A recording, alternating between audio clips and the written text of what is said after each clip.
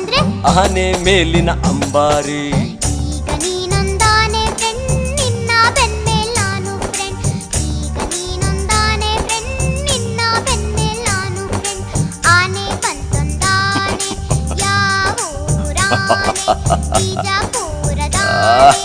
ಆನೆ ಬಂತೊಂದಾನೆ